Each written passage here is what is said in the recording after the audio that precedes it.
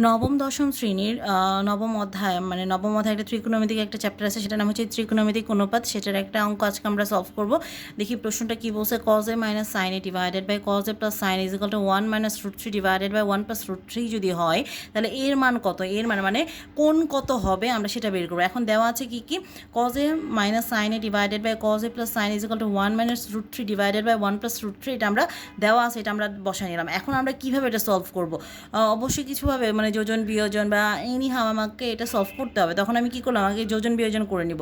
যোজন মানে কি, উপরে যোগ আর মানে নিচের যেইটা মানটা থাকবে সেটা হচ্ছে উপরে যোগ হবে পুরোটা, আর উপরে যেটা থাকবে এটাও অবশ্যই নিচে, উভয় পাশেই লিখতে হবে। লিখে নিচে যেটা, এটা প্রথমে কি লবে হচ্ছে আপনার কি যোগ করে নিতে হবে, আর সেই এটা আবার কি হবে হরটা, সেটা আবার কি হরে যখন আমরা লিখবো তখন পুরোটা বিয়োগ হয়ে যাবে। ঠিক আছে, তখন আমরা কি লিখতে পারছি, cosA minus sin A plus হরটা পুরোটা cosA plus sin A divided by, এই যে দেখেন লবটা কিন্তু এখানে আবার সেম একইভাবে হয়েছে, cosA minus sin A minus হচ্ছে কি সূত্রের মাইনাস মানে বিয়োজন, যোজন বিয়োজন মানে উপর লবে হচ্ছে যোজন হয়েছে আর হরে কি হয়েছে বিয়োজন হয়েছে মাইনাস, এই যে দেখেন এই পুরোটা হবে প্লাসে মাইনাসে কি মাইনাস cosA প্লাসে মাইনাসে minus sin A equal two, এইটার ক্ষেত্রে একই যোজন বিয়োজন, যেমন 1 মাইনাস রুট 3 প্লাস হরটা হয়ে যাবে উপরে মানে যোজন প্লাস 1 প্লাস রুট 3, সিমিলারলি তারপরে হচ্ছে 1 মাইনাস রুট 3 এটা প্রথমে দিবেন, তারপরে হরটা পুরোটা মাইনাস হয়ে যাবে মাইনাস 1 মাইনাস রুট 3।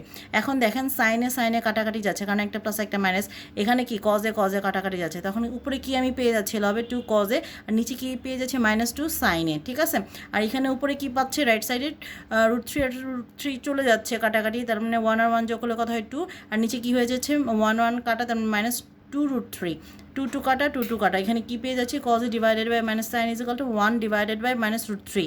এখন দেখেন উভয় পাশে মাইনাস আছে, এখন উভয়টাকে আমি ভ্যানিশ করে দিব। যখনই উভয় পাশে থাকে, এজ লাইক একটা উদাহরণ যে আমার এখানে লেফট সাইডে মাইনাস, এটাকে যদি আমি রাইট সাইডে নিয়ে যাই উপরে আর নিচে কাটাকাটি চলে যাবে। এটা আসলে ভ্যানিশ মানে কি, উভয় পক্ষে কাটাকাটি হচ্ছে। তখন আমি কি লিখতে পারতেছি cosA divided by sin equal to 1 by root 3।